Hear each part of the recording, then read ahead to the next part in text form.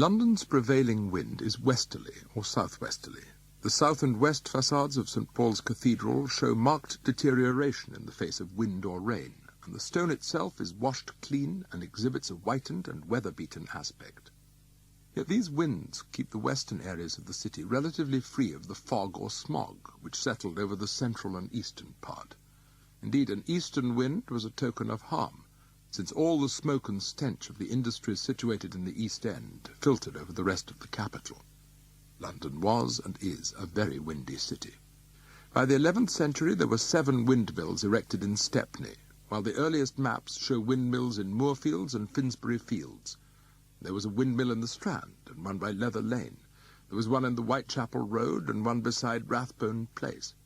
Great Windmill Street is still at the top of the Haymarket, and there were many windmills along the south side of the river in Waterloo, Bermondsey, Battersea, and the Old Kent Road.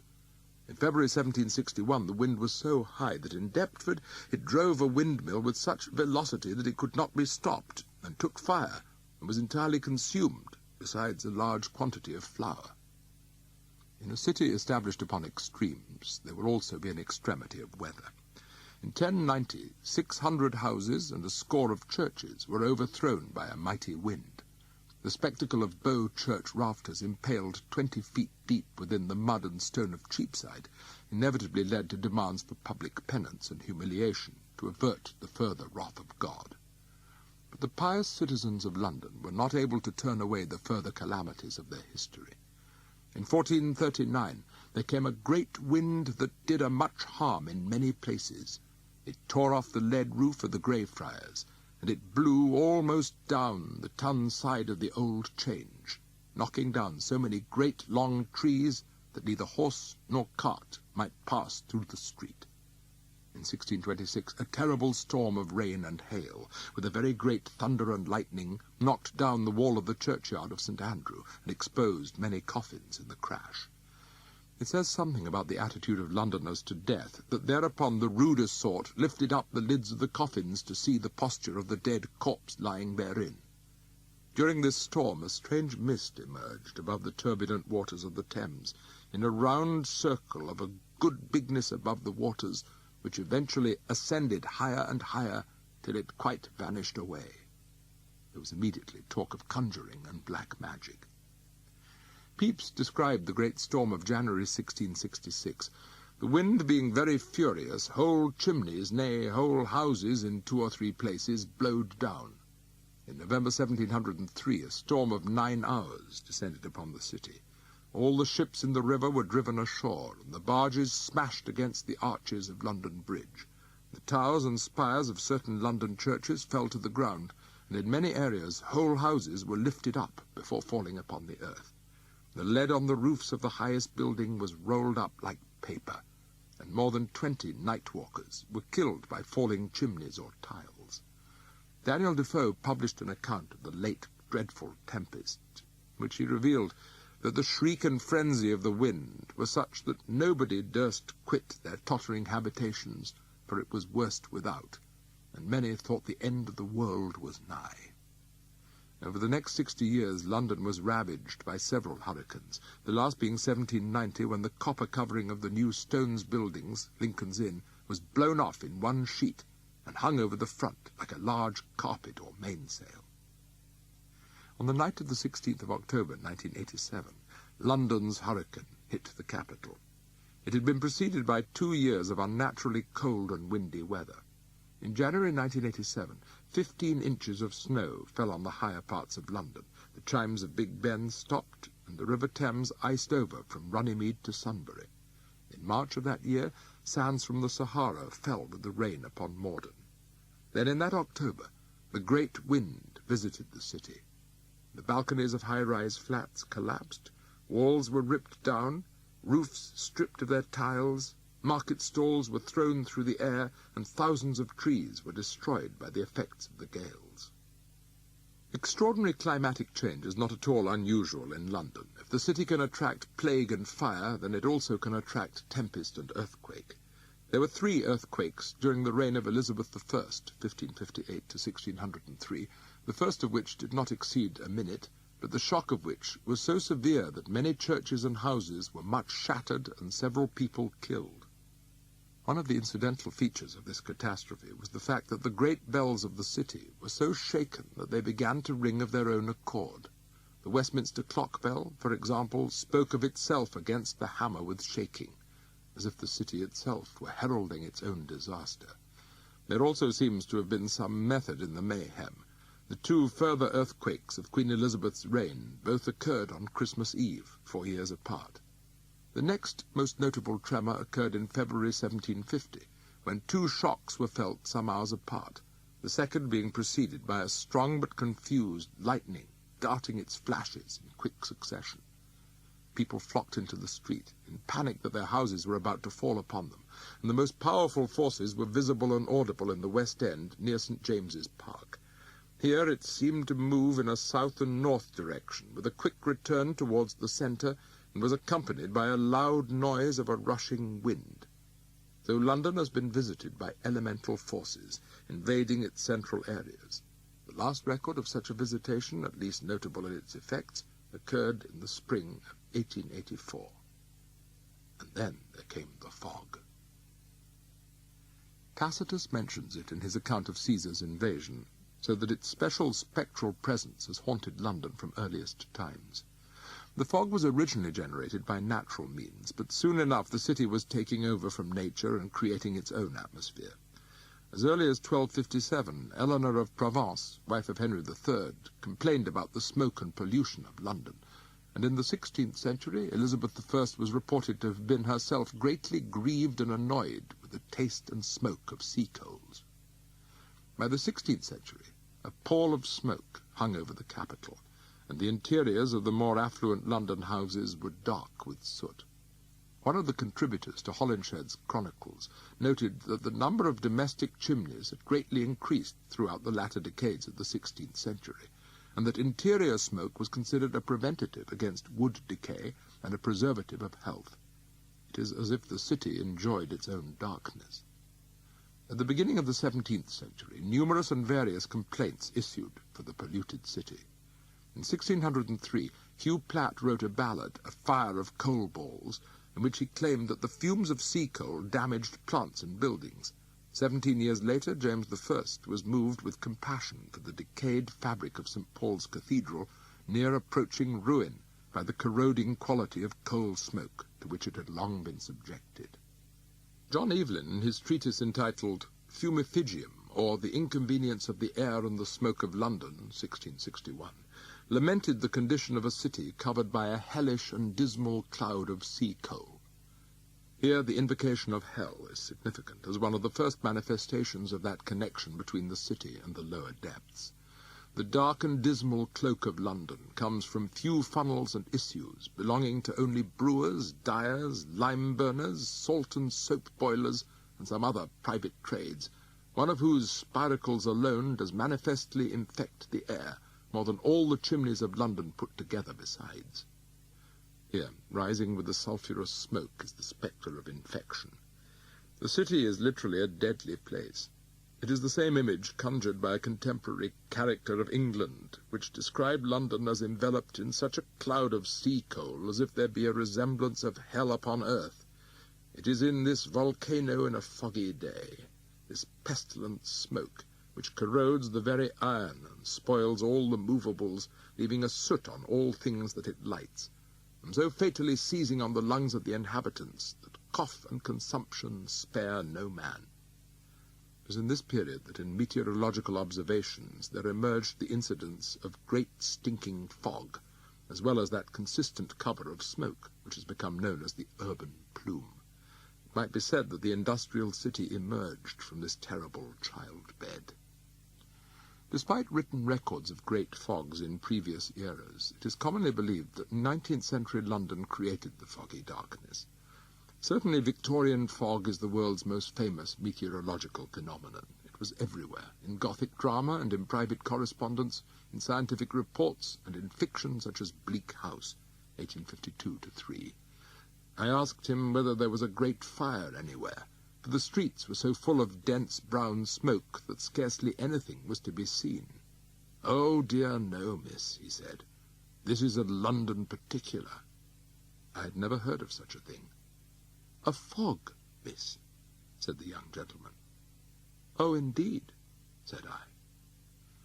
500,000 coal fires mingling with the city's vapour, partly arising from imperfect drainage, produced this London particular, rising approximately 200 to 240 feet above street level.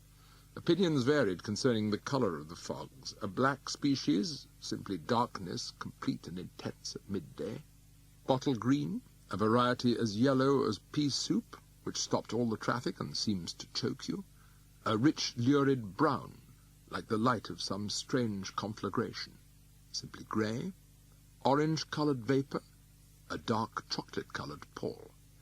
Everyone seemed to notice changes in its density, however, when it was sometimes interfused with daylight, or when wreaths of one colour would mingle with another. The closer to the heart of the city, the darker these shades would become, until it was misty black in the dead centre. In 1873 there were 700 extra deaths, 19 of them the result of pedestrians walking into the Thames, the docks, or the canals.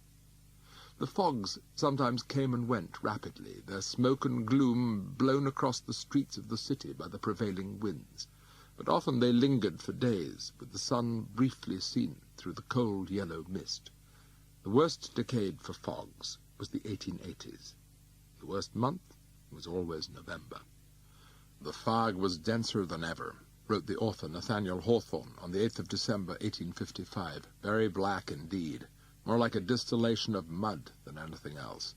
The ghost of mud, the spiritualized medium of departed mud, through which the departed citizens of London probably tread in the Hades whither they are translated.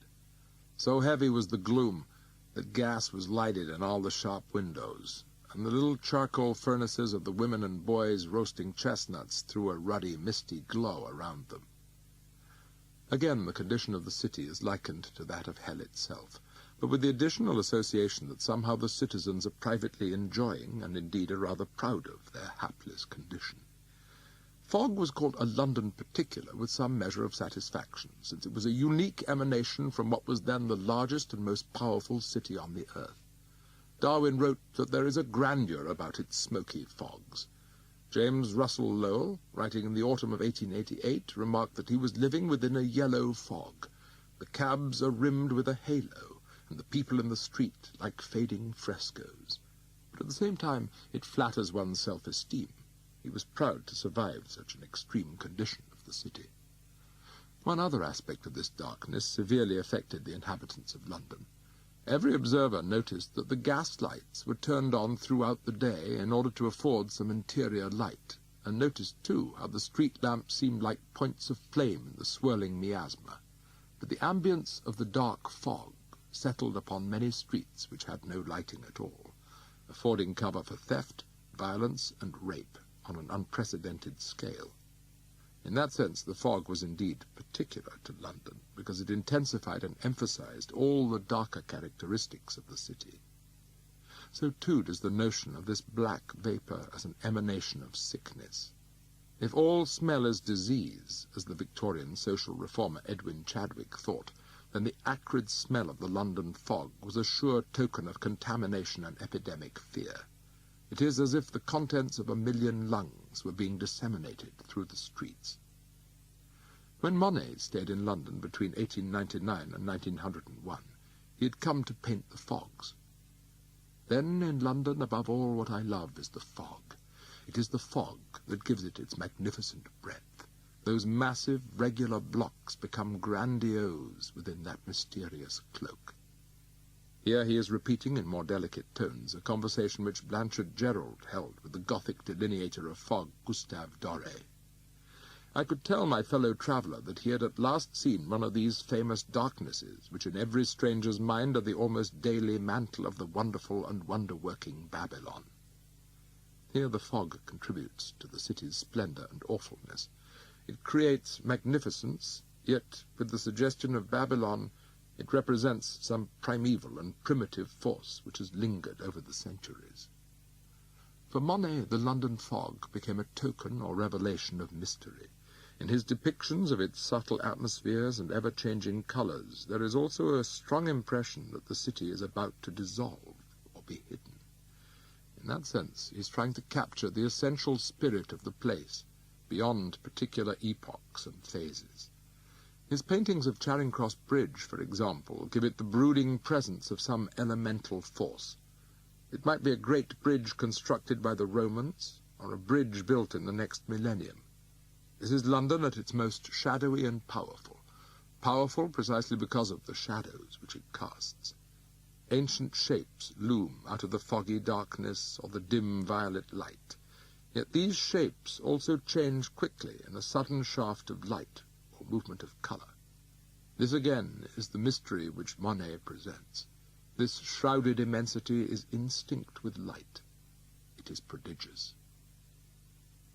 In the early years of the 20th century, there was a marked diminution in the frequency and severity of foggy weather.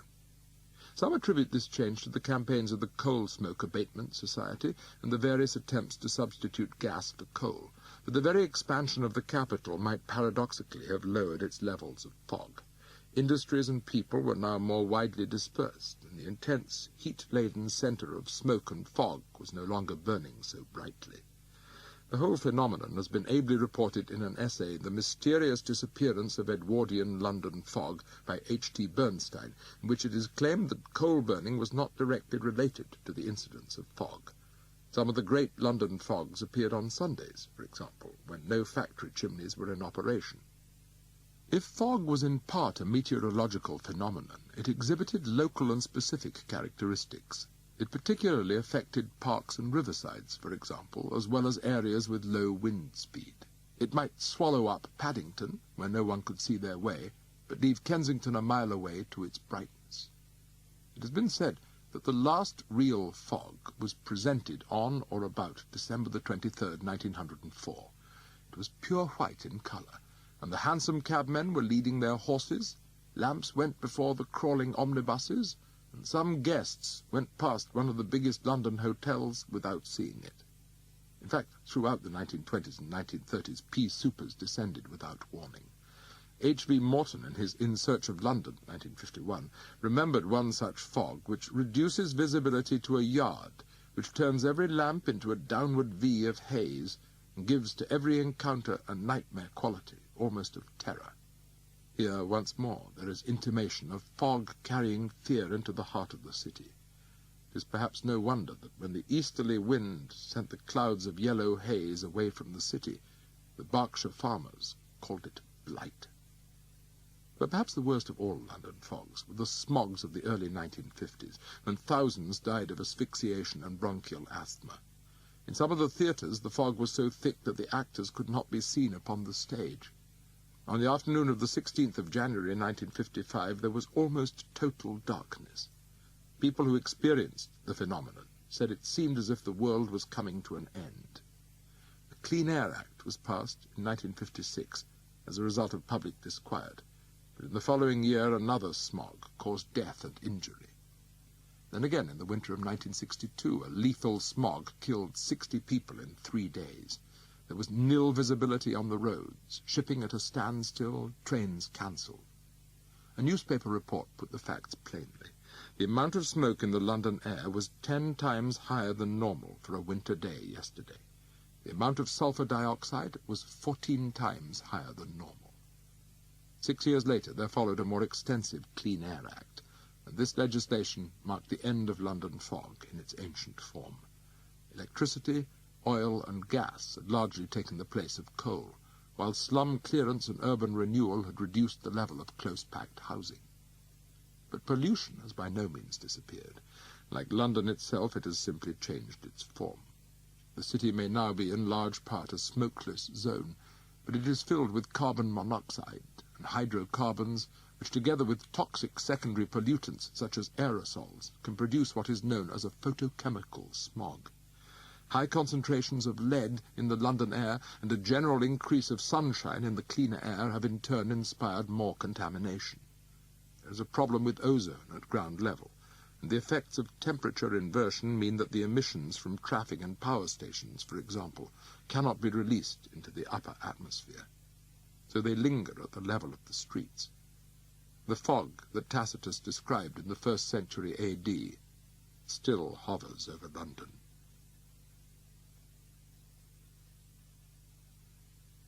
It began with attacks upon outer London. Croydon and Wimbledon were hit, and at the end of August there was a stray raid upon the Cripplegate area.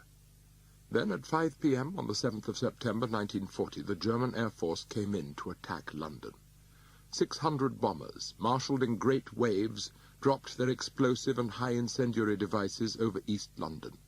Beckton, West Ham, Woolwich, Millwall, Limehouse and Rotherhithe went up in flames. Gas stations and power stations were hit, yet the docks were the principal target. Telegraph poles began to smoke, then ignite from base to crown, although the nearest fire was many yards away. Then the wooden block road surface ignited in the searing heat. The firemen had to race through fire and perpetual explosion to reach conflagrations which were almost out of hand. The fire was so huge that we could do little more than make a feeble attempt to put it out. The whole of the warehouse was a raging inferno against which there were silhouetted groups of pygmy firemen directing their futile jets on walls of flame. These reports come from Courage High, A History of London Firefighting by Sally Holloway. One volunteer was on the river itself, where 1/2 mile of the Surrey shore was ablaze. Burning barges were drifting everywhere. Inside the scene was like a lake in hell. In the crypt of a church in Bow, people were kneeling and crying and praying. It was a most terrible night. The German bombers came back the next night, and then the next. The Strand was bombed, St. Thomas's Hospital was hit, together with St. Paul's Cathedral, the West End, Buckingham Palace, Lambeth Palace, Piccadilly, the House of Commons. Truly to Londoners it seemed to be a war on London. Between September and November almost 30,000 bombs were dropped upon the capital. In the first 30 days of the onslaught almost 6,000 people were killed and twice as many badly injured. On the night of the full moon, the 15th of October, it seemed as if the end of the world had come. Some compared London to a prehistoric animal, wounded and burned, which would disregard its assailants and keep moving massively onward.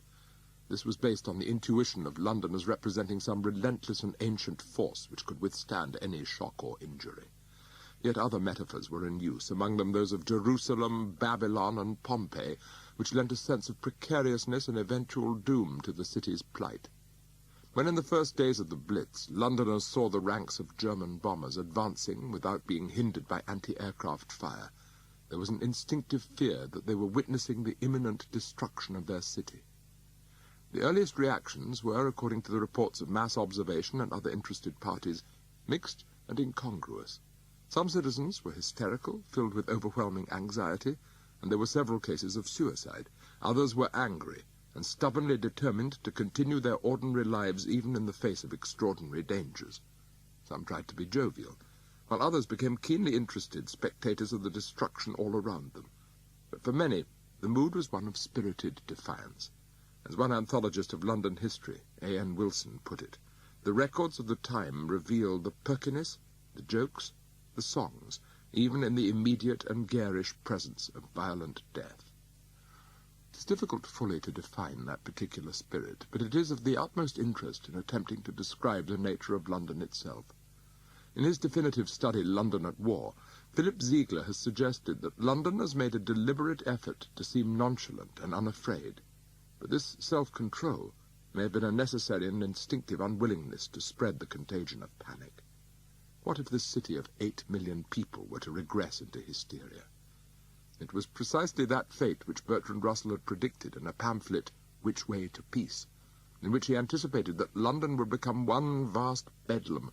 The hospitals will be stormed, traffic will cease, the homeless will shriek for peace, the city will be a pandemonium. It is possible that ordinary citizens, with instincts finer than those of their erstwhile betters, knew that this could not be allowed to happen. So the calmness, the resigned resolution of the Londoner was the quality which impressed those coming from outside. In all of its periodic crises and riots and fires, London has remained surprisingly stable. It has tipped and tilted before righting itself. This may in part be explained by the deep and heavy presence of trade and commerce within its fabric, the pursuit of which rides over any obstacle or calamity. One of Winston Churchill's wartime phrases was business as usual, and no slogan could be better adapted to the condition of London. Yet there was another aspect of the calmness and determination of Londoners in the autumn and winter of 1940, springing from some deep sense that the city had suffered before and had somehow survived. Of course, nothing could equal the fury and destruction of the Blitz, but the sheer persistence and continuity of London through time lent an intimate, yet perhaps at the time unidentifiable, reassurance. There was always the intimation of eventual renewal and reconstruction. The poet Stephen Spender in North London in the aftermath of one raid related, "I had the comforting sense of the sure, dark immensity of London." Here is another source of consolation. The city was too large, too complex, too momentous to be destroyed. Then he recognized that the grittiness, stench, and obscurity of Kilburn suddenly seemed a spiritual force, the immense force of poverty which had produced the narrow yet intense visions of cockneys living in other times. This has the spiritual force of revelation, since Spender seems to have concluded that poverty and suffering had somehow produced a kind of invulnerability to even the worst onslaughts which the world can unleash. "We can take it," was one of the often recorded comments by those who had been bombed out of their homes, with the unspoken addition that we have taken everything else. The attitude of self-sufficiency was often accompanied by an element of pride. "Everyone absolutely determined," one observer, Humphrey Jennings, wrote, "secretly delighted with the privilege of holding up Hitler." There was, according to Ziegler, a strange lightness of heart. Londoners felt themselves an elite. They were proud of their own sufferings, in the same way that earlier generations of Londoners claimed an almost proprietorial interest in their noxious fogs, in the violence of their streets, in the sheer anonymity and magnitude of their city. In a sense, Londoners believed themselves to be especially chosen for calamity. This may in turn help to explain the evident fact that macabre exaggeration became a hallmark of many Londoners' conversation, particularly on the numbers of the dead and the wounded. The innate theatricality of London life affords one explanation. It has been said that there was never any conflict in the city's history to match the drama of the Second World War. London firemen claim that half their time was spent in dispersing crowds of interested spectators, rather than fighting the conflagrations. If it were not for the sheer blank monotony of tiredness and suffering, suffused with the horror of the bombs, one might almost sense a gaiety or delight in destruction itself. There are other images of these early months. One was of the blackout, which plunged one of the most brilliantly illuminated cities of the world into all but total darkness. It became once more the city of dreadful night, and aroused in some inhabitants sensations of almost primitive fear, as once familiar thoroughfares became lost in blackness. One of Evelyn Waugh's characters notes that time might have gone back 2,000 years to the time when London was a stockaded cluster of huts. Urban civilization had been established upon light for so long that in its absence all customary certainties fell away. Of course, there were some who took advantage of the darkness for their own purposes, but for many others the predominant sensation was one of alarm and insufficiency. The lure of shelter under the ground engendered fear among administrators that London would breed a race of troglodytes who would never wish to come to the surface. The reality, however, was both more stark and more prosaic. Only 4% of the city's population ever used the London Underground for night shelter, largely on account of the overcrowded and often insanitary conditions which they would have found there. In implicit compliance to the tradition of London as a city of separate family dwellings, most citizens elected to stay in their own houses. And what might they have seen when they emerged at daybreak? The house about 30 yards from ours struck at 1 this morning by a bomb, completely ruined. Another bomb in the square still unexploded. The house was still smouldering. There's a great pile of bricks, scraps of cloth hanging to the bare walls at the sides still standing, a looking-glass, I think, swinging, like a tooth knocked out, a clean cut. Virginia Woolf's description registers the sensation of almost physical shock, as if the city were indeed a living being which could suffer hurt. A vast gap at the top of Chancery Lane, smoking still.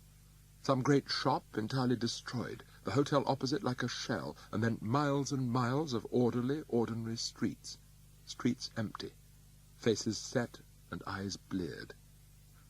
It might seem that nothing could obliterate these miles and miles of streets, that London could, as it were, soak up any punishment, yet its citizens were not so sturdy. Fatigue and weariness and anxiety passed over them in waves. In the following month, October 1940, Woolf visited Tavistock and Mecklenburgh squares, where she had lived. She passed a long line of people with bags and blankets, queuing at 11:30 that morning for a night's shelter in Warren Street Underground Station. In Tavistock Square she found the remnants of her old house, basement all rubble, only relics an old basket chair, otherwise bricks and wood splinters. I could just see a piece of my studio wall standing, otherwise rubble where I wrote so many books. And then there was the dust, like the soft residue of obliterated experience. All again litter, glass, black soft dust, plaster powder. It was remarked at the time that upon everything lay a fine coat of grey ash and cinders, prompting further comparison between London and Pompeii. The loss of personal history was another aspect of the city bombings. The wallpaper and mirrors and carpets were sometimes stripped bare and left hanging in the air of a ruin, as if the private lives of Londoners had suddenly become public property. This encouraged a communal feeling, and became one of the principal sources of the evident bravado and determination. The Second World War also created a climate of care. It became a question of saving the children, for example, by a process of mass evacuation from the city to the country. In the months preceding the outbreak of hostilities on the 3rd of September 1939, a policy of voluntary evacuation was drawn up to deal with the movement of approximately 4 million women and children. Yet the curious magnetism of London then began to exert itself. Less than half the families wished or decided to leave. Those children about to be sent to reception areas in the country departed reluctantly. The children of Dagenham were dispatched on boats, and John O'Leary, author of Danger over Dagenham, has recorded awful silence. The children did not sing. One of a childhood contingent from Stepney, the writer Bernard Copps, recalled that this was the place where we were born, where we grew up, where we played and sang, laughed and cried. And now all the grey faces as we passed were weeping. It was strangely quiet. When they arrived in the country, they seemed and were quite out of place. A minority were unwashed, lice-ridden, and disruptive. Here the old image of the savage rises forcefully. Others would not eat wholesome food, but clamoured for fish and chips, sweets and biscuits, and would not go to bed at reasonable hours.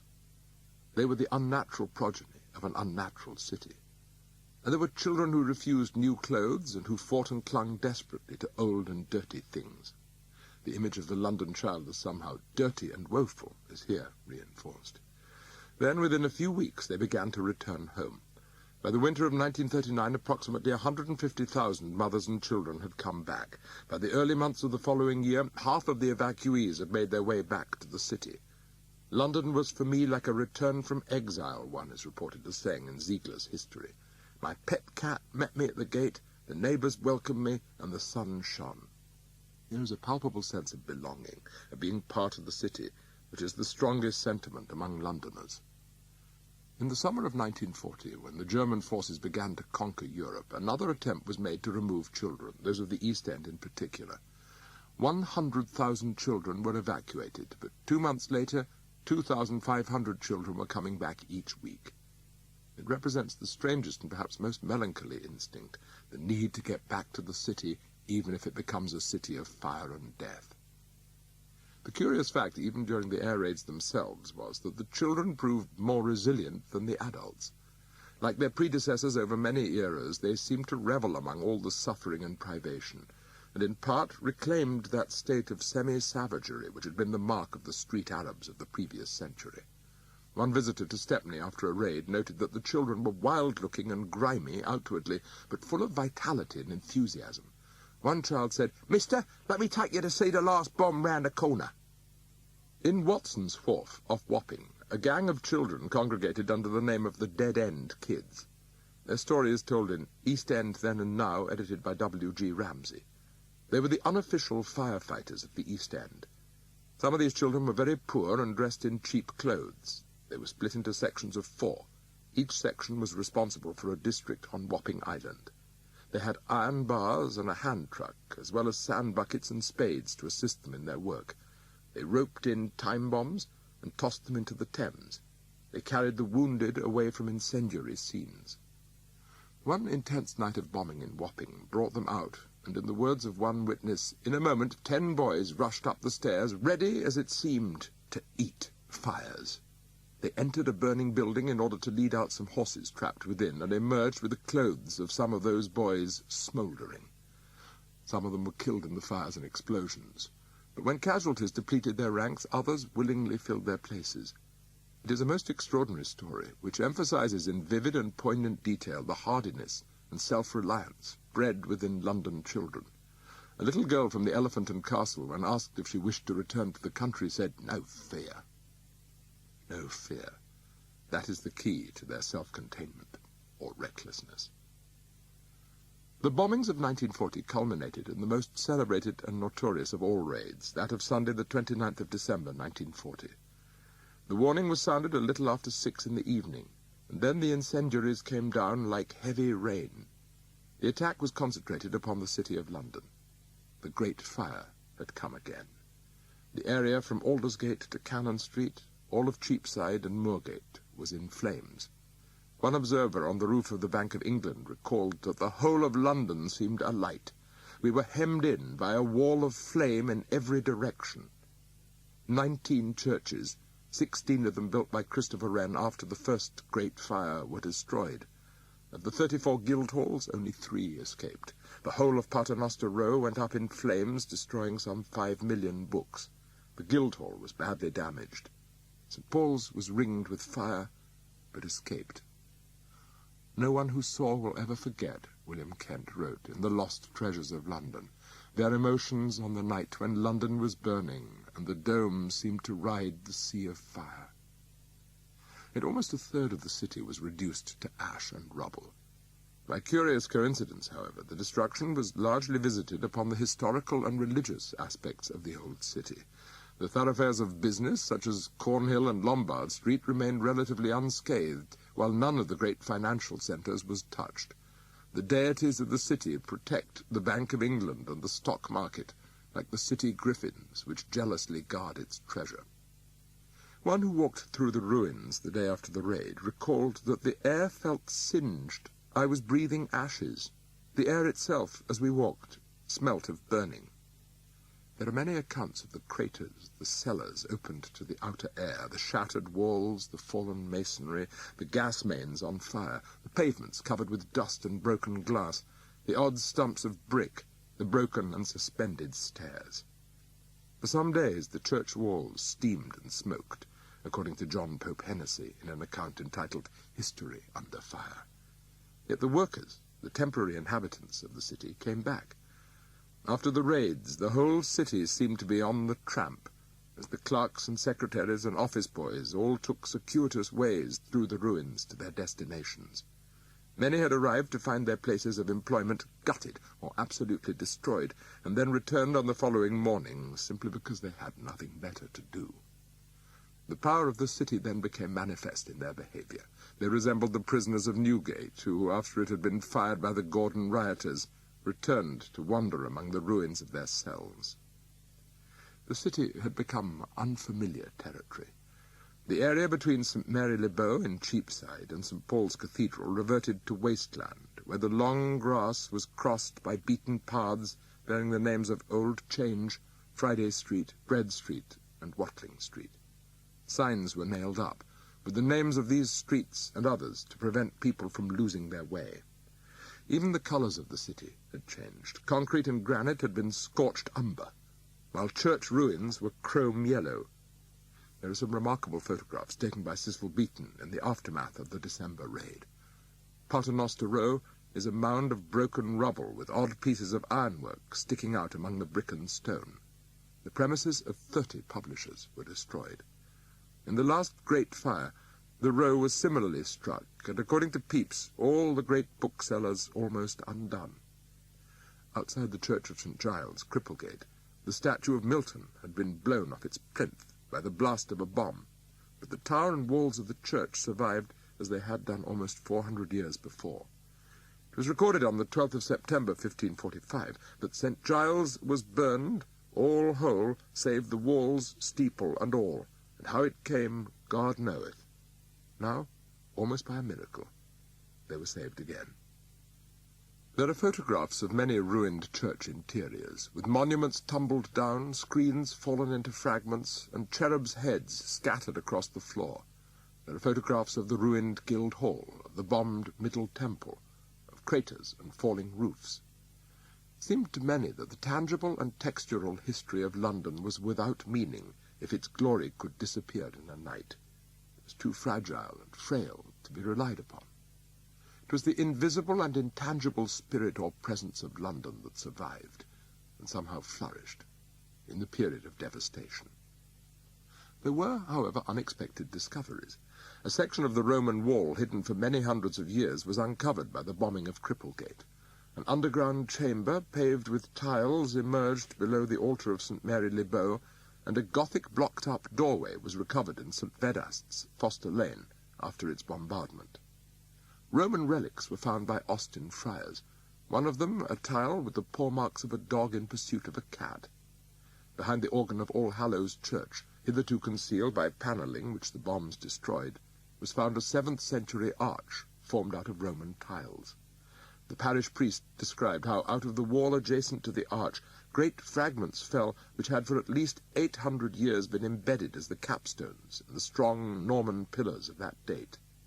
Some of these stones were most remarkable. They represent a school of craftsmanship whereof we have no other evidence. They form a portion of a noble cross which once upreared its head on Tower Hill before the Norman William conquered London.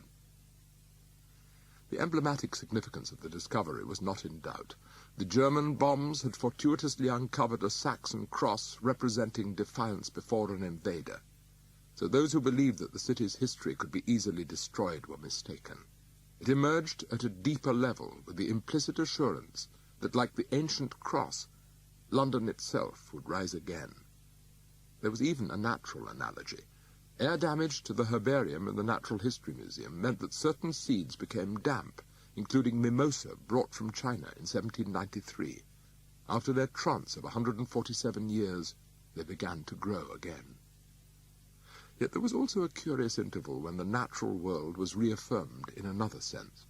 One contemporary has described how many acres of the most famous city in the world have changed from the feverish hum and activity of man into a desolate area grown over with brightly coloured flowers and mysterious with wildlife. The transformation was deeply affecting. In Bread Street and Milk Street bloomed ragwort, lilies of the valley, white and mauve lilac. Quiet lanes lead to patches of wild flowers and undergrowth not seen in these parts since the days of Henry VIII. The connection here with the 16th century is an appropriate one, when this part of London was laid out with gardens and pathways, but the bombed city travelled further back to the time when it was prehistoric marshland. The author of London's Natural History, R.S. Fitter, suggested after the war that the profusion of wild flowers, birds and insects to be seen on the bombed sites of the city is now one of the sights of London. He mentioned 269 wild flowers, grasses and ferns, 3 mammals, 31 birds, 56 insects and 27 kinds of other invertebrates which had appeared since 1939. Pigs were kept and vegetables cultivated in wasteland beside the bombed Cripplegate Church. This earth had been covered with buildings for more than 7 centuries, and yet its natural fertility was revived. It is indirect testimony, perhaps, to the force and power of London which kept this fertility at bay. The power of the city and the power of nature had fought an unequal battle until the city was injured. Then the plants and the birds returned. After the Great Fire Raid at the end of December 1940, the attacks were more sporadic but no less deadly. There were raids in January 1941, with a brief cessation in February, but they began again in earnest in March. On the 16th of April, the city was visited by what the Germans described as the greatest air raid of all time. The bombers returned again 3 nights later. More than 1,000 people were killed on each night of the bombardment, which hit areas as diverse as Holborn and Chelsea. London became confused and misshapen, while anxiety and loss of sleep marked the faces of Londoners. It was the crushing sense of unreality and meaningless which now weighed heaviest. The weariness combined with the destruction to create a lightheadedness among the population. So low did the dive bombers come, one witness recalled, that for the first time I mistook bombers for taxicabs. The heaviest and most prolonged raid of all occurred on Saturday the 10th of May 1941, when bombs fell in Kingsway, Smithfield, Westminster and all over the city. Almost 1,500 were killed. The law courts and the Tower of London were attacked, the House of Commons reduced to a shell. The Church of St. Clement Danes was destroyed, so devastated that its rector died from the shock and grief in the following month. His wife died 4 months later. This perhaps represents a small amount of suffering compared to the totality of misery endured during those years, but it marks one pertinent aspect of London's destruction. Certain individuals can become so attached to or associated with certain buildings that their destruction provokes death itself. The city and its inhabitants are intertwined, for better or for worse. On the following day, the smell of burning was never so pronounced as on that Sunday morning. It seemed then that the city could not withstand the onslaught for much longer. An American journalist, Larry Rue, noticed that male workers in the city were traveling to their offices unshaven. "I began to realize," he wrote, "to what deep depths of their being the 10th of May raid had shocked and shaken the people of London. It was just one raid too much." Yet it was to be the last significant attack upon London for 3 years. The German invasion of Russia had indirectly saved London from more destruction, and there succeeded a relative peace. Then life went on. The city seemed to resume its normal course, with its postmen and bus drivers and milkmen and errand boys. But there was the strangest feeling of ennui or despondency after the spectacular damage of the Blitz. Philip Ziegler in London at War has described it as an enervating lull. With the conflict taking place in other cities and over other skies, Londoners felt that they had been left on the sidelines. They were bored and dejected. Those who still used the underground shelters had established a network of friendship and camaraderie, but this subterranean spirit was an odd token of London's general condition, in what Elizabeth Bowen called the lightless middle of the tunnel, enduring the discomforts and disadvantages of a war over which it had no control. The citizens were frustrated at and bored by the privations of life, and this in turn affected the very atmosphere and character of London itself. The people were shabbily dressed, and in instinctive and intimate sympathy their houses became shabby. The windows were cracked, the plaster was flaking away, the wallpaper manifested signs of damp.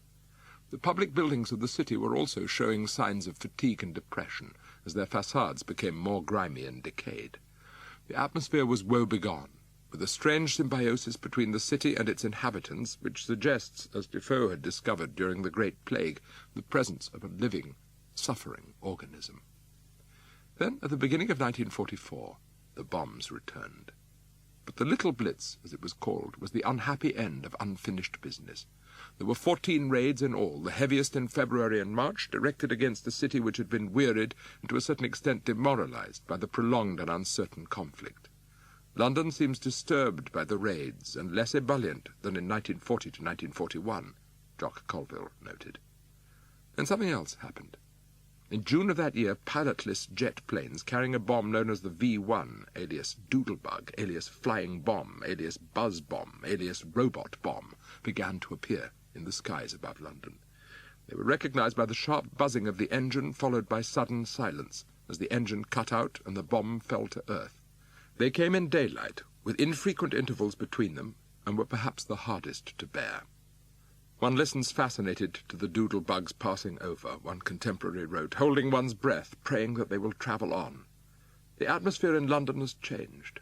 Back into the big Blitz. Apprehension is in the air.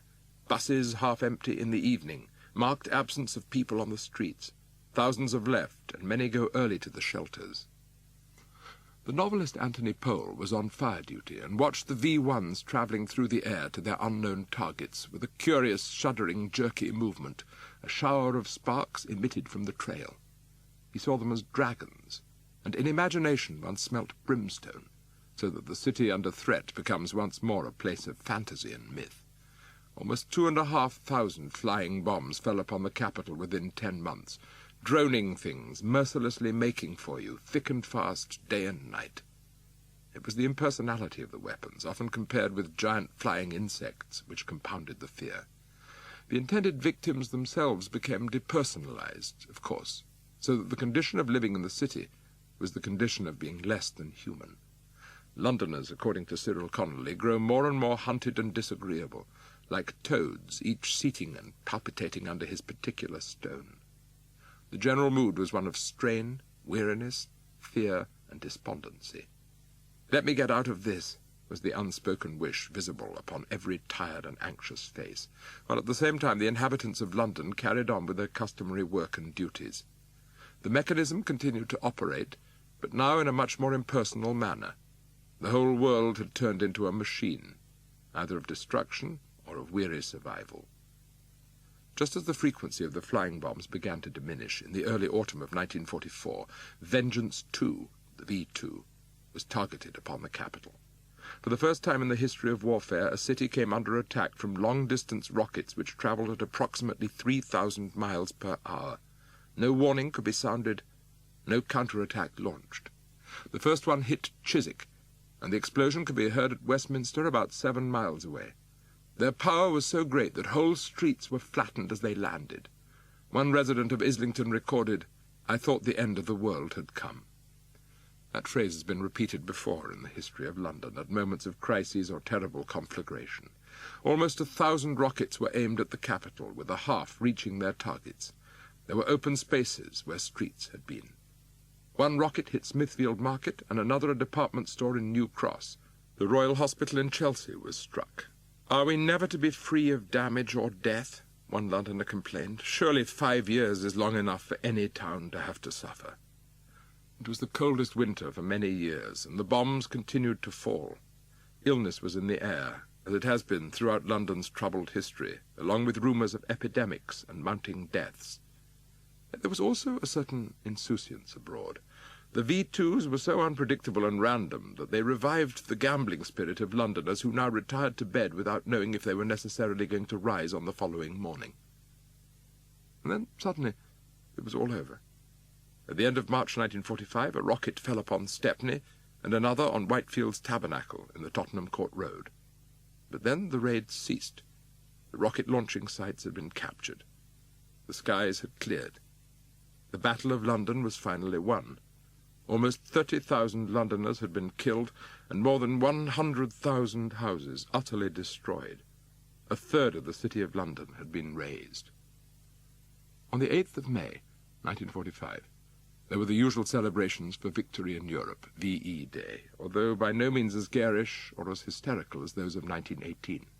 The participants were more weary after 5 years of intermittent bombing and death than their predecessors on the same streets 27 years before.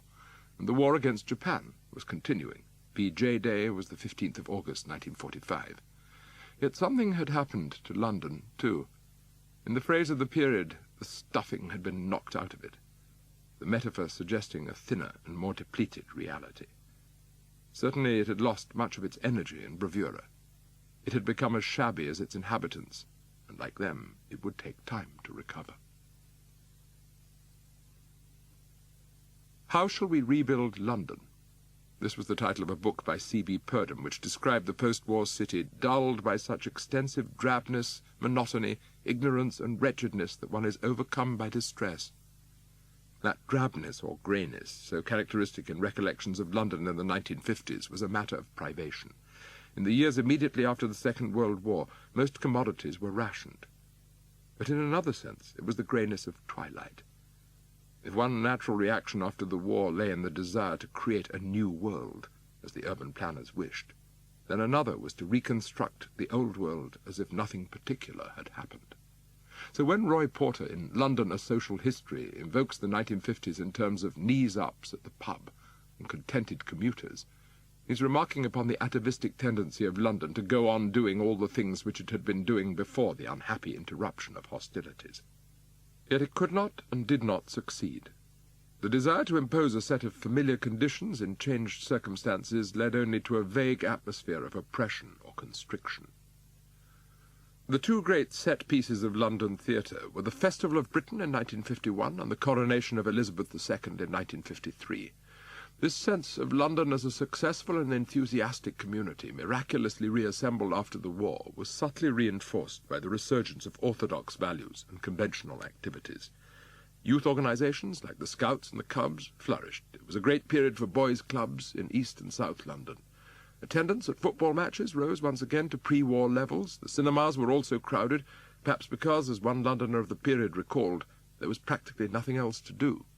This air of mild oppression, like a hangover after the excitement of war, was intensified by a concerted, if unspoken, desire to redefine sexual and social mores, which had been considerably relaxed during the conflict. The relative sexual freedom of women and the chummy egalitarianism of enforced contact between the classes were phenomena strictly of the past, and that in turn led to further, if ill-defined, unease, especially among the younger population. The standards of the 1930s were being reintroduced within a quite different society. The imposition of 2 years of compulsory military service, known as national service, only served to emphasize the atmosphere of general constriction. It was a less advantageous aspect of the newly formed welfare state. So London, then, was drab. Compared with other great cities such as Rome and Paris and New York, it was ugly and forlorn. For the first time in its history it had become something of an embarrassment. And yet there were already stirrings of change, arriving from unexpected quarters.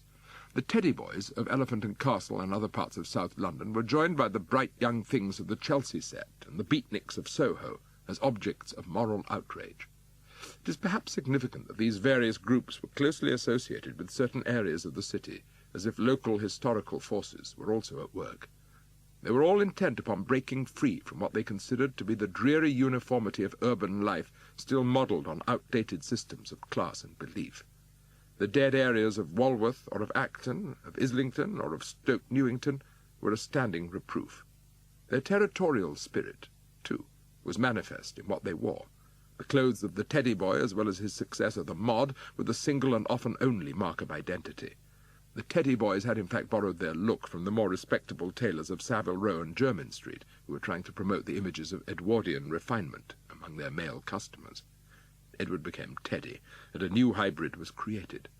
Instead of those images of working-class youth in the late 19th and early 20th centuries, shabbily dressed and with the uniform cloth cap perched upon their heads, there emerged a picture of boys in velvet jackets and thin trousers.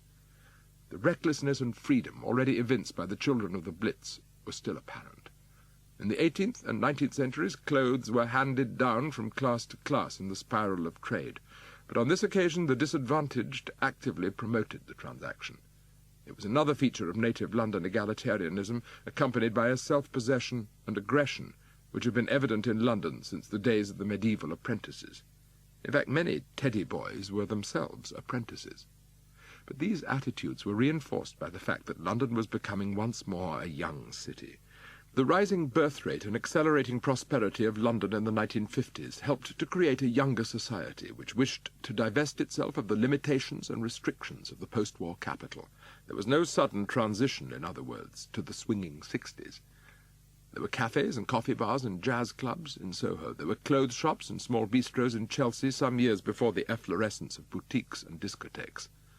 London was slowly being rejuvenated, and by the mid-1960s it was suggested that 40% of the general population were under 25. This is approximately the condition of Roman London, when only 10% of the population survived after 45. We may infer a similar sexual energy. It also corresponds to the ratio of the city's population in the 16th century, where all the evidence suggests an earlier resurgence of the London appetite for fashion. If the conditions are approximately the same, then urban attitudes will be repeated. Before the Blitz, Rasmussen has written in London, the Unique City, Londoners took their dingy streets as a matter of fact, an unavoidable act of fate. But when whole terraces could be levelled with one bomb, they understood that even London was susceptible to destruction and could be changed. It was dingy and seedy. It was part of the civilization which had created 2 world wars. A London newspaper, the Evening Standard, asked for more dynamite.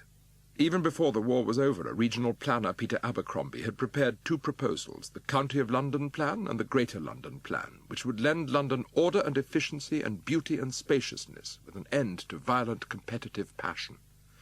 It is the eternal aspiration or delusion that somehow the city can be forced to change its nature by getting rid of all the elements by which it had previously thrived. Yet in topographical terms, the Abercrombie plans were immensely influential. They required a significant shift of population within the city itself in order to create balanced communities, each comprising several neighborhood units. The reconstruction of bombed London would proceed on the basis of density zones, which would disperse hitherto overcrowded neighborhoods. There would be a balance of housing, industrial development, and open space, with key highways connecting variously integrated communities. 3 examples may represent many. Much of the population of Bethnal Green was rehoused in LCC low-density estates, such as Woodford in Essex. The bombed areas of Poplar were rebuilt as the Great Lansbury estate, with a mixed style of block and single dwellings. Within inner London, the Loughborough estate rose in Brixton, its main edifices 11 stories high. The elements of London were being redistributed to create more light and air. The old streets, which were variously considered obsolete or outworn, narrow or confined, were erased in order to make room for modern, larger and neater estates. The advent of municipal control over large swathes of the city was not, however, without disadvantages. It altered the reality of London, damping down its natural laws of growth and change. Small businesses, the life and blood of the city, could no longer thrive. The inner London councils were attempting to ignore or reverse the natural tendencies of the city, which had been in operation for almost 1,000 years. It was inevitable that the old city of London would promote other ideas, and in its own plan, the planners suggested the conservation, wherever possible, of features which are of traditional and archaeological significance, as well as maintaining the romance and history which the very street names breathe. But their proposals for careful redevelopment were not in accordance with the modern spirit of innovation and large-scale urban planning. They were rejected by the national administration, and the LCC was invited to redevelop areas around St. Paul's, the Tower, and the present Barbican. Other elements of Abercrombie's plans were also implemented, most notably the Town and Country Act of 1947. He proposed that London become a circular inland city composed of 4 rings: the inner urban ring, the suburban ring, the green belt ring, and the outer country ring. It was a way of containing the inner city, as if it were some dangerous or threatening organism which could not be permitted to grow. On most maps it is painted black. It was also important to remove industry and people from this inner darkness, as if the act of so doing would render it less dangerous. In order to expedite the migration of 1 million people, another part of Abercrombie's report suggested the development of new satellite towns in the outer country ring. 8 of these were built and prospered, but the effects upon London itself were not exactly as had been anticipated and planned. As any historian of London might have told the various urban boards, neither schemes nor regulations would be able to inhibit the city. It had been proposed to check its industrial and commercial growth by siting new industries in the satellite towns, but London's commercial prosperity revived after war. The manufacture of cars, buses, trucks and aeroplanes rose to unprecedented levels. The Port of London handled record numbers of goods and employed 30,000 men. The office economy had revived the City of London so that it experienced a property boom. The population of the capital had dipped slightly after the dispersal of many of its inhabitants to the suburbs and to the new towns, but the effect was mitigated by sudden and unexpectedly high fertility. Nothing could withstand the ability of the city to rejuvenate itself and continue its growth. The new satellite towns, such as Stevenage and Harlow and Basildon, became part of an historical process which was also too powerful, too instinctive to be reversed. London has always grown by taking over adjacent towns or villages and cradling them in its embrace.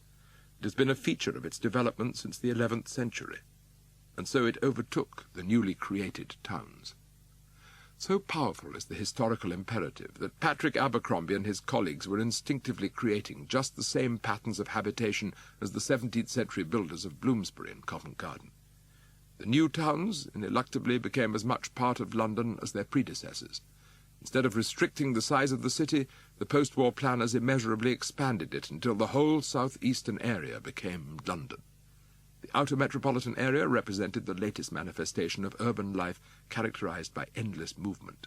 But that was always the condition of London. Whenever the opportunity and location are offered, it replicates its identity. It is a blind force in that sense, not susceptible to the blandishments of planners or politicians, except, as we have seen, when they offer further prospects of growth.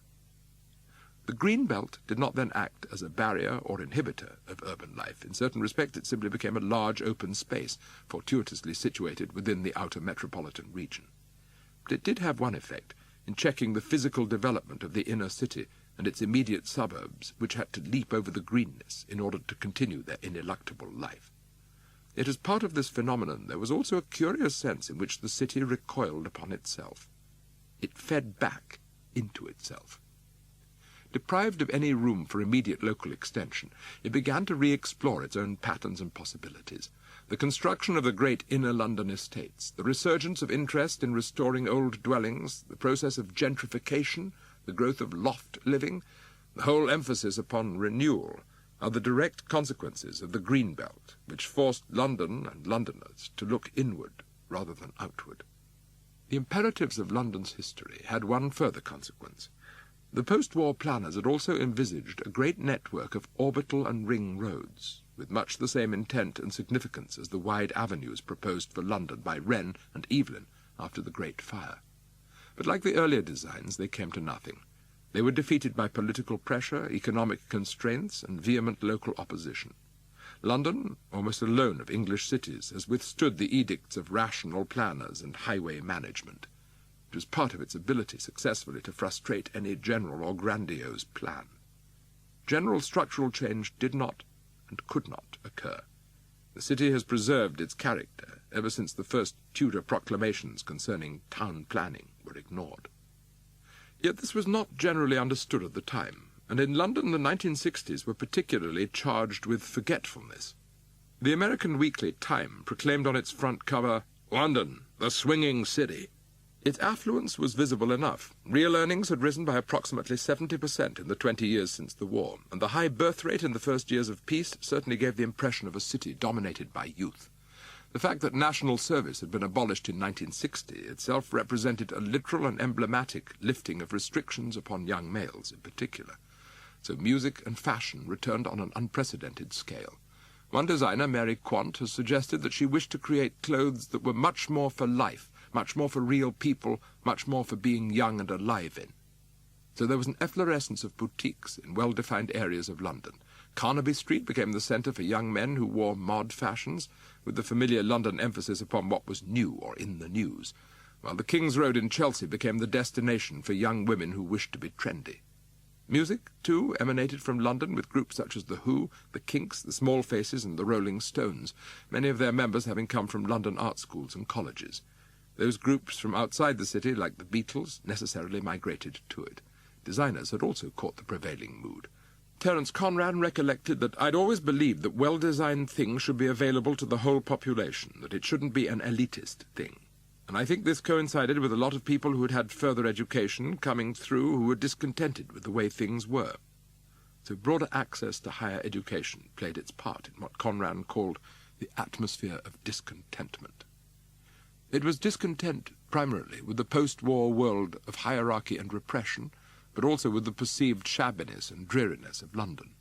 It was a way of lightening the surroundings. The actual nature and identity of the city were no longer of any consequence. For a few years, instead, it became the style capital, where music and fashion attracted the ancillary industries of magazine publishing, photography, advertising, modelling, broadcasting and filmmaking to create a bright new city. But of course, swinging London was not new at all.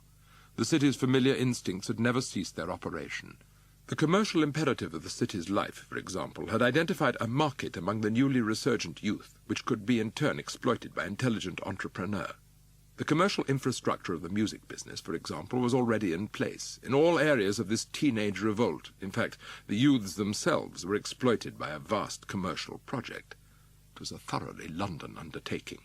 The phenomenon of the 1960s was essentially theatrical and artificial in nature, too. Like so many London displays, it glided over the fundamental underlying life in the capital. To see the decade clearly, it is important to see it steadily and as a whole, encompassing all of its realities. It is significant, for example, that the age of the boutique and the discotheque was also the age of the tower block, of public vandalism and of increased crime. They are not unconnected. Of the tower blocks of the 1960s, much has been written. They had become the resort of planners and architects motivated by aesthetic as well as social reasons. They seemed to offer the vision of a new kind of city. Many Georgian and Victorian terraces were razed by the civic authorities to make way for an experiment in urban living, in which a new kind of vertical community might be forged. The popularity of the tower blocks, some 400 were erected in London during the late 1960s, was also animated by economic principles. They were standardized and therefore could be quickly and cheaply assembled. There were so many people on housing lists or living in parts of the inner city which were deemed unfit for human habitation that the high-rise estates seemed at the time to be the only efficient and affordable means of translating citizens from relative squalor into relative comfort. It was the age of the property developer, when great fortunes could be made, trading off development land to the LCC for permission to build on sensitive sites. Their names were legion: Centrepoint, London Wall, Euston Centre, Elephant and Castle. All of London seemed to have been changed out of scale and out of recognition. It was a form of vandalism in which the government and civic authorities were happy to acquiesce. Vast swathes of London disappeared in the process. Printing House Square, Caledonian Market, St. Luke's Hospital, parts of Piccadilly, stretches of the city were all demolished in order to make way for what became known as comprehensive redevelopment.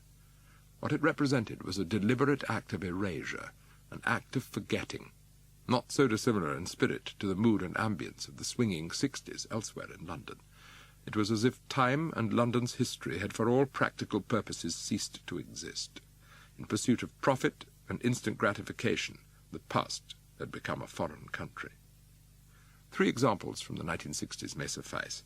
Londonderry House in Park Lane was dismantled in 1962 to make way for the London Hilton. The Georgian streets of the Packington estate in Islington were demolished in 1966 to make room for a council estate. In 1963, the great Euston Arch, the portico of Euston Station, was pulled down as part of a scheme of modernization. Just as the excitement of the trendy had animated the worlds of music and fashion, so the same denial or rejection of the past determined architectural and civic planning.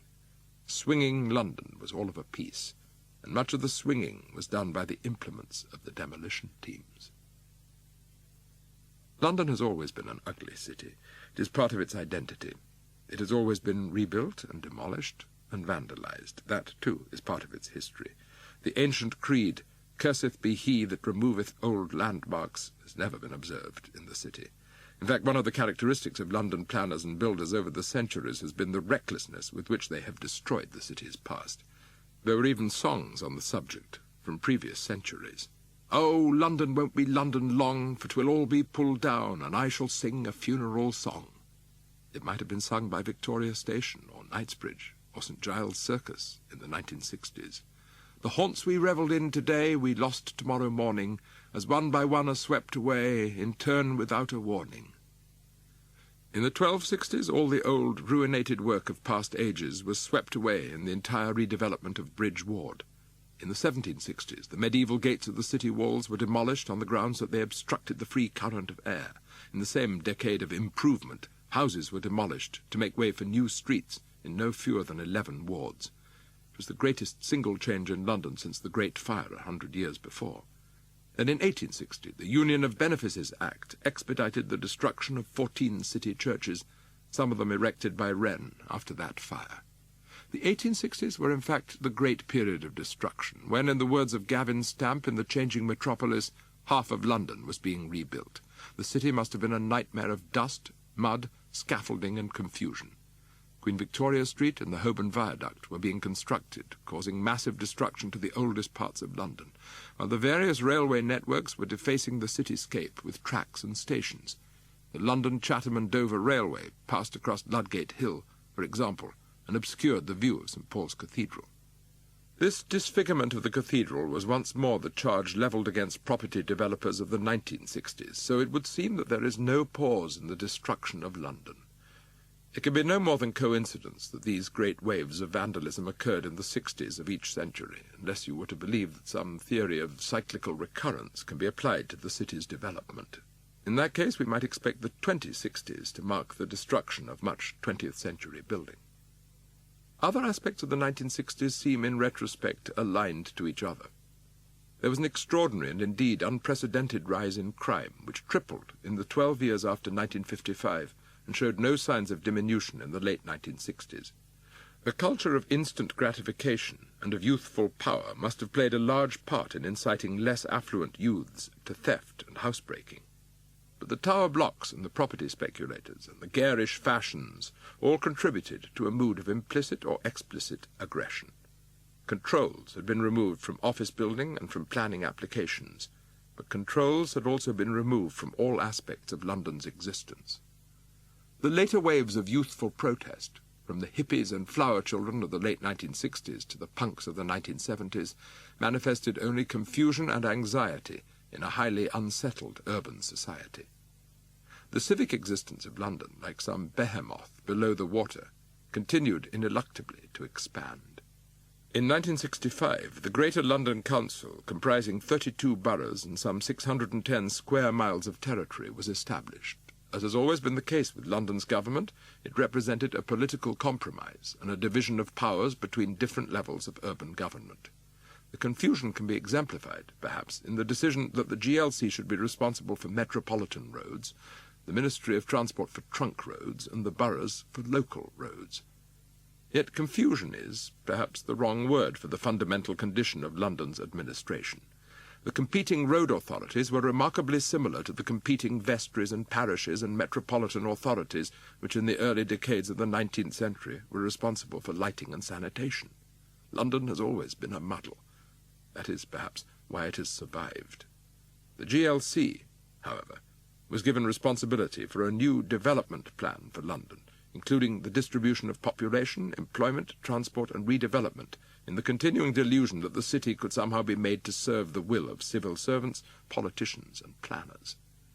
Even at the time of its inception, however, the Greater London Council was not great enough to control or supervise the expansion of a city which, in terms of planning for population and employment, now took in the entire southeast of England. Its administrative area was already anachronistic, and its planning purposeless. It could not have been otherwise. But something else was happening, over which no one had any control. Trade was being lost. Manufacturing industries moved out or closed down. Unemployment rose very quickly. The most important transition occurred upon the river, where in quick succession London's docks were deemed redundant and irrelevant. They were no longer large enough to handle the new container ships, and in any case, trade with the Commonwealth was rapidly decreasing. The East India Dock ceased activity in 1967, followed by St. Catherine's Dock and London Dock 2 years later. The Surrey commercial docks were closed in 1970, and there were further closures until the banks of the Thames were bare and empty, with echoing warehouses and waste ground the only visible remnant of what had once been one of the city's glories. The Queen Hythe Dock, which had a continuous history since the time of Saxon London, was destroyed in the spring of 1971 to make way for a luxury hotel. In a sense, it epitomizes the movement of London, where one trade must give way to another. But the wasteland of the dockside area, once the centre and principle of the city's commerce, was in a larger sense an emblem of London in the 1970s. The 1960s have been described by some commentators as a time of innocence, although their levels of crime and vandalism may serve to alter that impression. But whatever innocence still existed fell away in the succeeding decade, when all the old problems of London reasserted themselves. An economic boom in the late 1960s was followed by a bust in the mid-1970s. London lost its vivacity and much of its energy. The sudden decay of trade and commerce in a city devoted to them provoked considerable dismay and anxiety. For a while it seemed that its life was being stopped.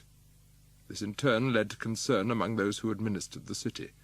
London was sick and needed a fresh access of life and trade.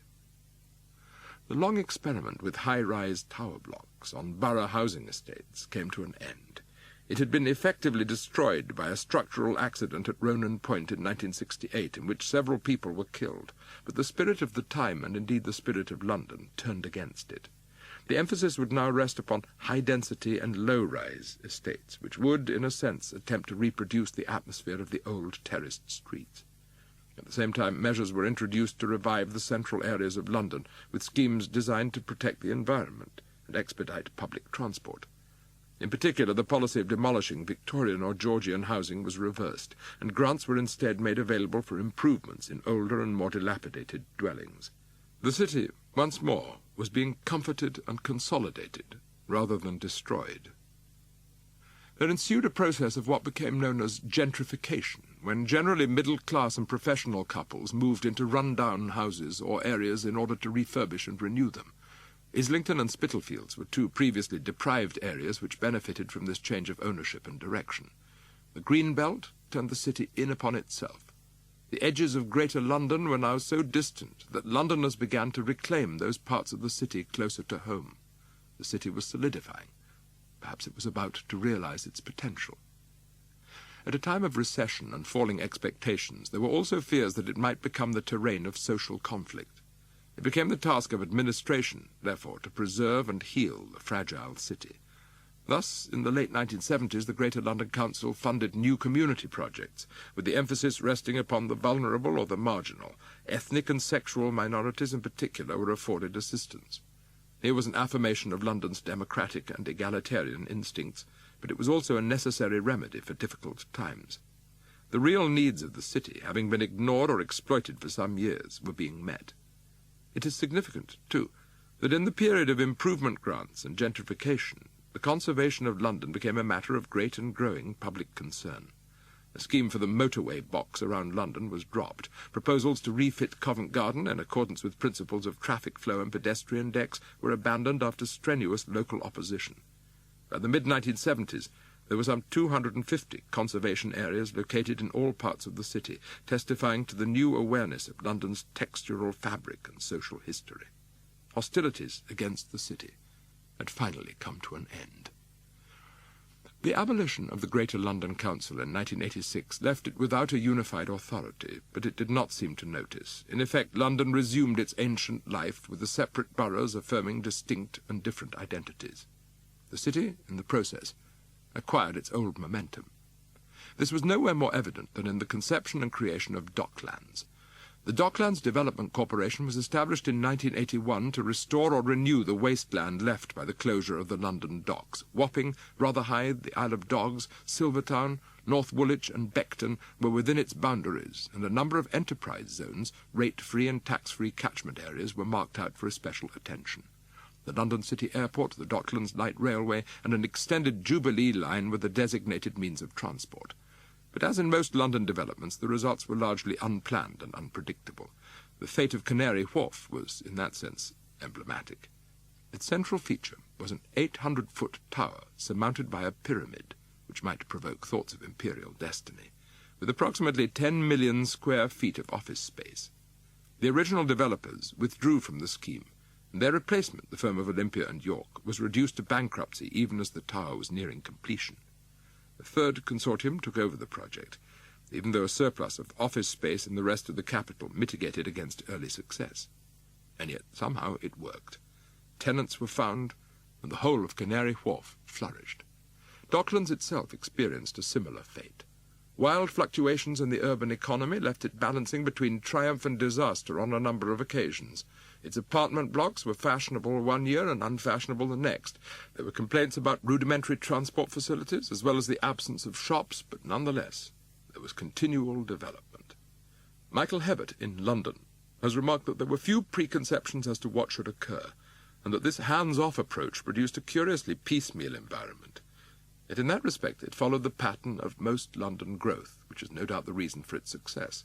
Docklands had no overall philosophy for the massing and scale of buildings, and for the layout of public spaces, but that is why it has become a natural and recognizable extension of London.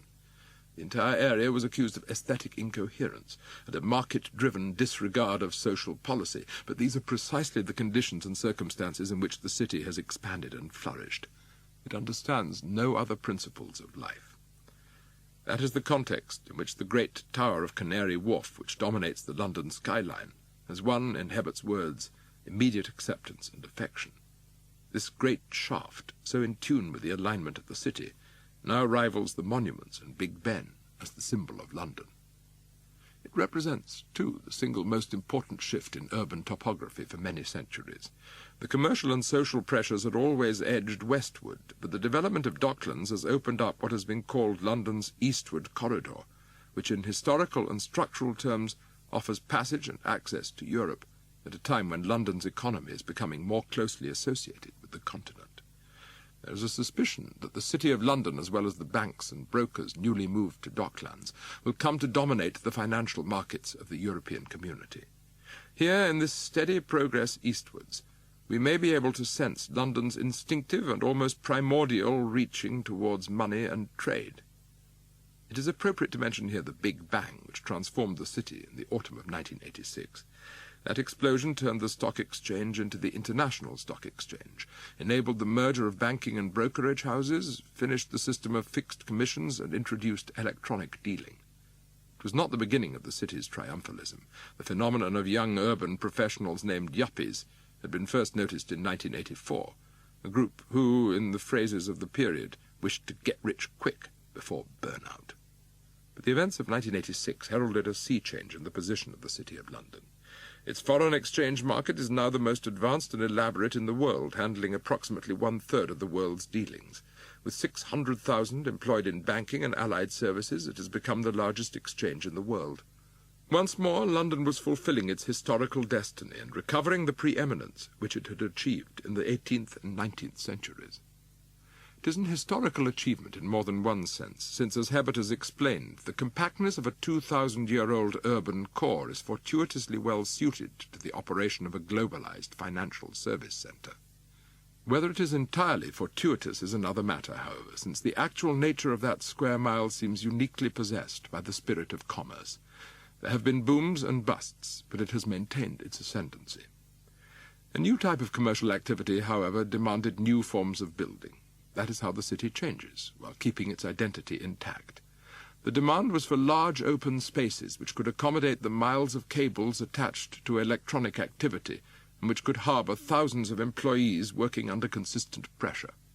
There was, after all, a human cost to this fresh access of trade. In the late 1980s, some 4 million square metres of office space were added to the stock of the city, not least with the development of the Broadgate complex. Light-sensitive blinds and prismatic blue-green glass shielded the devotees of finance as they continued night and day with their dealings and transactions. All the gods and griffins of the city protected them. What gods were these? Who can say? In 1986, Faith in the City, a report sponsored by the Archbishop of Canterbury, noted that it was the poor who have borne the brunt of the recession, both the unemployed and the working poor. Yet it is the poor who are seen by some as social security scoundrels, or a burden on the country preventing economic recovery. This is a cruel example of blaming the victim. It is one of the great and continuing paradoxes of London life that the rich global city contains also the worst examples of poverty and deprivation. But perhaps that comprises the meaning of London. Perhaps its destiny is to represent the contradictions of the human condition, both as an example and as a warning. The report also described those council estates which have a quite different social and economic system, operating almost entirely at subsistence level, dependent entirely on the public sector. The degeneration of many such areas has now gone so far that they are in effect separate territories outside the mainstream of our social and economic life. These sentiments will be familiar to those who have studied the social topography of London over the centuries. Charles Booth's poverty map of 1889 might provoke a similar analysis, for example, with the proviso that then there was no public sector to support the indigent and the unfortunate. Once more, it is the condition of London itself which is being described. If the city had a voice, it might be saying, "There will always be those who fail or who are unfortunate, just as there will always be those who cannot cope with the world as presently constituted, but I can encompass them all." If you were to walk across the Isle of Dogs, where the Canary Wharf Tower itself is to be found, past the enamel panels and the jet mist granite, past the silver cladding, you might come across other realities. Here and there still stand late Victorian pubs, marking the corners of otherwise shattered roads. There are council blocks from the 1930s and council house estates from the 1970s. Occasionally a row of 19th-century terraced houses will emerge like an apparition. The Isle of Dogs represents, in other words, the pattern of London. Certain of the new developments are themselves decked out as if they were Victorian warehouses or Georgian terraces or 20th-century suburban dwellings, thus intensifying the sense of heterogeneity and contrast. This, too, is part of London. That is why it has been said that there are, in reality, hundreds of Londons, all mingled. There are different worlds and times within the city. Whitehall and West Ham, White City and Streatham, Haringey and Islington are all separate and unique. Yet in the last years of the 20th century they participated in the general brightness of London. If light travels in waves, then it may be described as a rippling effect, as the renovation or rejuvenation of the inner core has spread outwards. London has opened up. There seems to be more space and more air. It has grown in lightness. In the city, towers are clad in silver-blue reflective glass, so that the difference between the sky and the building is effaced. In Clapton and Shepherd's Bush, houses are being repaired and repainted. If London were a living thing, we would say that all of its optimism and confidence have returned. It has again become the capital of all capitals in every cultural and social sense. The world flocks to it, and once more it has become a youthful city. That is its destiny. Resurgam, I will arise. It was the word found upon a piece of stray and broken stone, just when Wren began his work upon St. Paul's Cathedral. He placed it at the centre of his design.